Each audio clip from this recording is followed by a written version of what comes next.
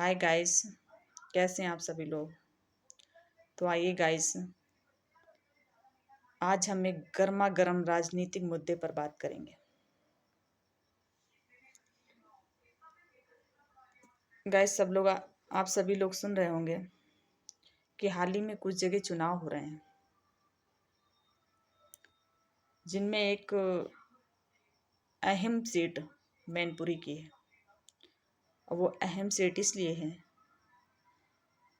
कि उस सीट पर चुनाव माननीय मुलायम सिंह यादव जी के न रहने पर दोबारा उस पर चुनाव हो रहा है। अब वो हमारे प्रदेश के लिए कितने अहम व्यक्ति थे, इसलिए वो सीट अहम है।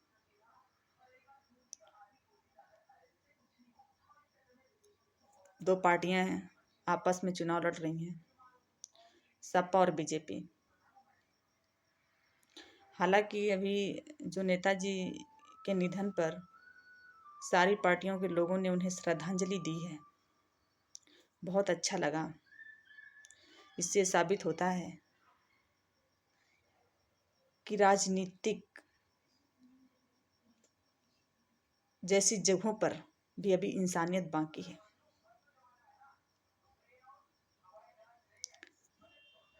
इसके बाद सब दोनों पार्टियों ने अपने अपने प्रत्याशी उतारे। अच्छी बात है, उतारना भी चाहिए। जो अपने आप को गद्दावर नेता कहते हैं,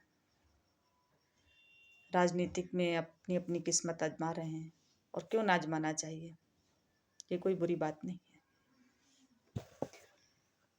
तो सपा पार्टी की तरफ से डिम्पल यादव जी हैं और बीजेपी की तरफ से प्रत्याशी साख जी हैं।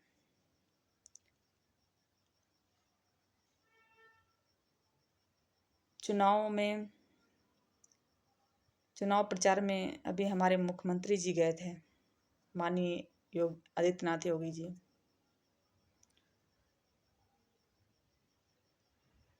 जाते हैं, अपना प्रचार करते हैं, जाना चाहिए। प्रचार करना कोई बुरी बात नहीं है, क्योंकि चुनाव हमेशा काम और मुद्दे पे लड़ा जाता है।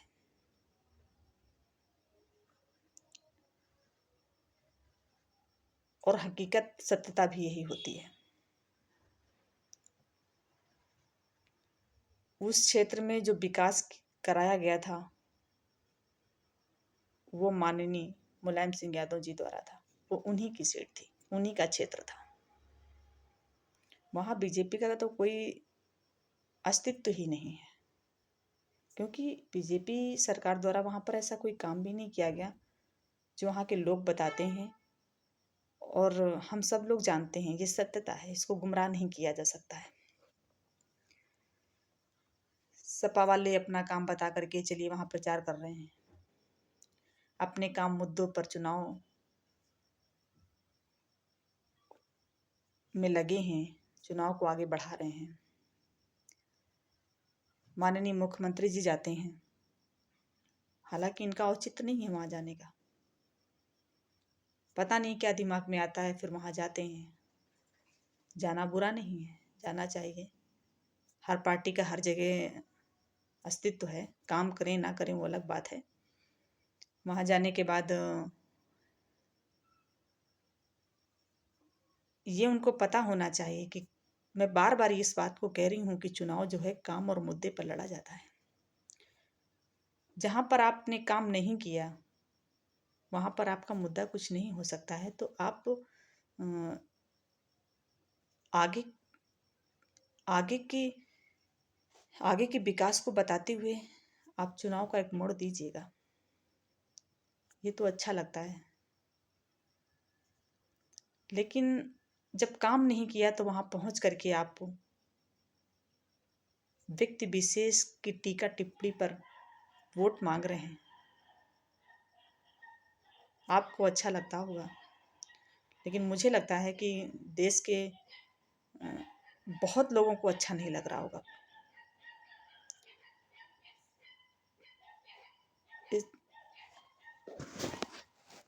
वहाँ जाकर टीका टिप्पणी क्या करते हैं हमारे माननीय मुख्यमंत्री जी, कभी यादव परिवार में बहुत बड़े मतभेद थे। ये पूरा देश जानता है, प्रदेश जानता है, हर व्यक्ति जानता है। उनके ना रहने पर परिवार ने जो किया अच्छा किया, और ये होना भी चाहिए। परिवार में एकता बनी। आज पूरा प्रदेश और देश उनकी प्रशंसा कर रहे हैं कि परिवार को एकजुट होना बहुत ज़रूरी होता है। ये हम सब लोग पढ़ते भी हैं किताबों में कि यूनिटी में कितनी बड़ी ताकत होती है। और राजनीति में तो यूनिटी बहुत महत्वपूर्ण स्थान रखती है। हालांकि इस बात को सदन में माननीय मुख्यमंत्री जी द्वारा भी कई बार उन पे तंज कसा गया है कि आप परिवार एकजुट नहीं कर पाते हैं तो क्या आगे करेंगे, आप देश प्रदेश को क्या एकजुट कर पाएंगे। जब परिवार एक दूसरे के लिए कुछ नहीं कर पा रहा है तो आप प्रदेश के लिए क्या करेंगे। ये सही भी था। उनका समर्थन मैं अक्सर करती थी कि जो सही है उसको स्वीकार करना ही पड़ेगा। अच्छा, ये बात हमारे मुख्यमंत्री जी द्वारा सदन में कई बार कही गई परिवार को लेकर के। उनके ना रहने पर उन सब में एक समझदारी आई, ऊपर वाला की कुछ ऐसी महिमा रही, परिवार एक हुआ, जो हम सबको बहुत अच्छा लगा सुन के। आम जनता को भी सुनकर बहुत अच्छा लगा। परिवार में एकता होनी कोई बुरी बात तो नहीं है, अच्छी बात है। फिर आप दोबारा वहाँ प्रचार में जाते हैं और आप ये कह देते हैं कि परिवार एक होने के बाद अब चाचा की भूमिका कितनी बड़ी हो गई है कि उन्हें उनके पिता का फर्ज अदा करना है। अब उनके माननीय नेताजी के ना रहने पर दूसरा स्थान शिवपाल जी का ही समझिए। अब शिवपाल जी पर भी तो कई जिम्मेदारियां हैं। उन्हें अपने भाई की जिम्मेदारियां भी अदा करनी है, क्योंकि उन्होंने सच्ची श्रद्धांजलि दी है। उस परिवार ने अगर सच्ची श्रद्धांजलि दी है तो उसका परिणाम एकता ही होना चाहिए था, वो हुआ। अगर ऐसा नहीं होता तो लोग कह देते कि जब श्रद्धांजलि के रूप में आप परिवार ही एक नहीं हो पाए, जब परिवार की तरफ से उनको श्रद्धांजलि नहीं मिली तो लोगों से क्या उम्मीद कर सकते थे। श्रद्धांजलि का क्या, आप श्रद्धांजलि के नाम पर आप वोट मांग रहे हैं, सहानुभूति के नाम पर वोट मांग रहे हैं। जब परिवार में ही ऐसा नहीं है, घर में ही ऐसा नहीं, तो दूसरों से क्या उम्मीद कर पाएंगे। एक हुआ। फिर मुख्यमंत्री जी हमारे जाते हैं चुनाव के दौरान प्रचार करने, वहाँ ये कह देते हैं कि शिवपाल जी की हालत तो पेंडुलम और फुटबॉल जैसी हो गई है। मुख्यमंत्री जी से हम ये पूछना चाहते हैं, क्या सत्य है? क्या ये आपके ऊपर शोभा दे रहा है? आप ऐसी अभद्र टीका टिप्पणी किसी विशेष व्यक्ति या घर परिवार पे कर रहे हैं, क्या ये शोभा दे रहा है आपके ऊपर? क्या ये लोग आपको नहीं सुन रहे थे जब आप विधानसभा में परिवार एक ना होने पर तंज कस रहे थे? और आज परिवार एक हो जाने पर जो आप ये टीका टिप्पणी अभद्र भाषा प्रयोग कर रहे हैं, क्या वो लोग अभी भी आपको नहीं सुन रहे हैं? क्या प्रदेश के लोग आपको नहीं सुन रहे? तो हमारे समझ से ये बहुत गलत बात है। चुनाव जो है अपने अपने तरीके से अपने अपने मुद्दे वादों पर लड़ा जाता है और पूरा भी किया जाता है। जनता आपको समझ रही है। आप जिस तरीके से प्रदेश के साथ जो हाल कर रहे हैं, देश के साथ जो हाल कर रहे हैं, जो जुमलेबाजी, झूठेबाजी, वादों पे वादे और मुकर कर जो सत्ता हासिल कर रहे हैं, बड़ी शर्मनाक बात है कि आप कैसे सत्ता हासिल कर ले रहे हैं। ये आज हर व्यक्ति आपसे पूछना चाहता है। कुछ अंध भक्तों से सरकार नहीं बन जाती है, चुनिंदा लोगों से सरकार नहीं बन जाती है। आज हर व्यक्ति इस सदमे में बैठा है कि चुनाव आप हासिल कैसे करते हैं। हर व्यक्ति ये कहता है कि वोट हमने नहीं दिया, फिर वोट गया कहाँ आपके पास, कहाँ से आया वोट? कैसे आप सत्ता को हासिल किए जा रहे हैं? फिर आप तो इस प्रदेश के मुख्यमंत्री हैं। आप पर इस देश की कितनी बड़ी जिम्मेदारी है प्रदेश की। आपके कंधों पर कितने बेरोजगार नवयुवक कितने कितने बच्चे, नवयुवक, बुजुर्ग, किसान, मजदूर,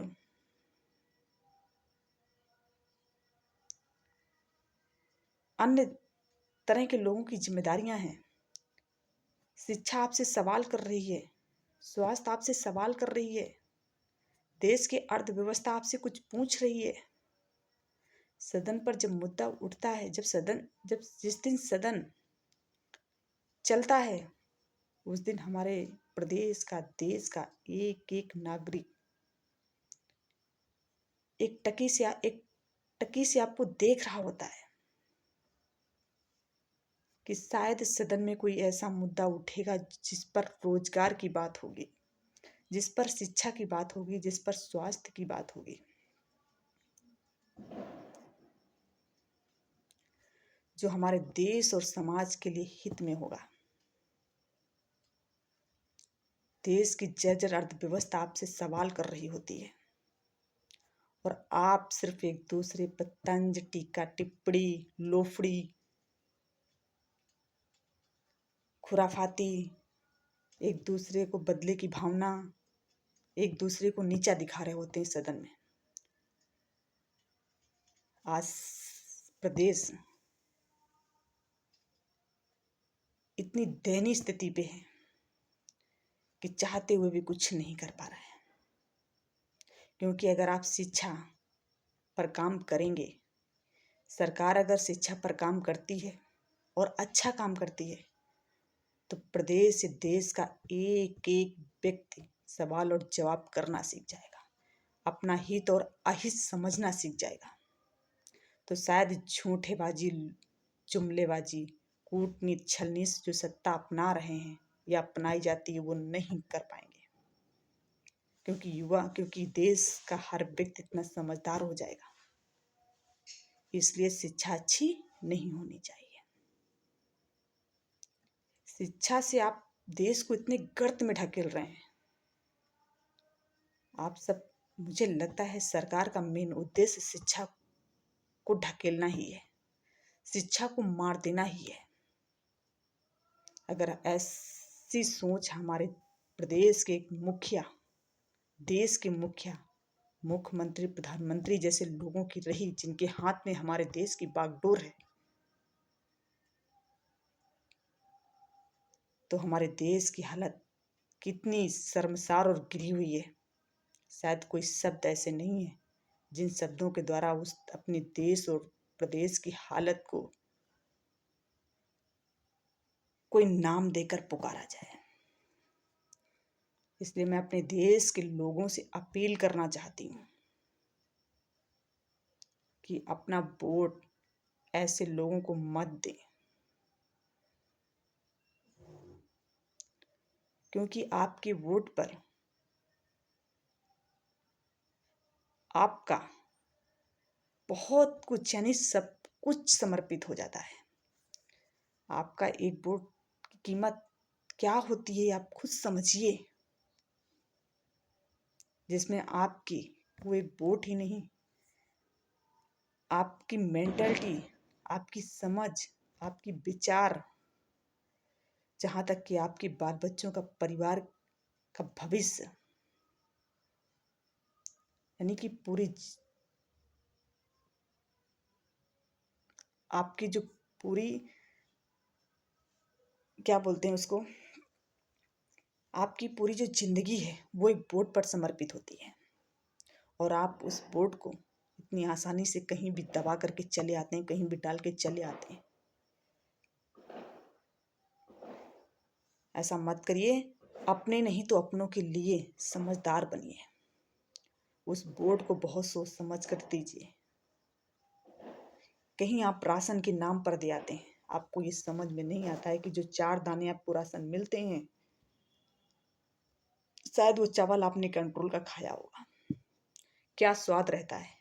क्या आपकी जवान ये नहीं, हमारे देश, हम अपने देश के लोगों से पूछना चाहते हैं कि वो जो कंट्रोल के चावल आपको दिए जाते हैं, उनमें क्या स्वाद रहता है।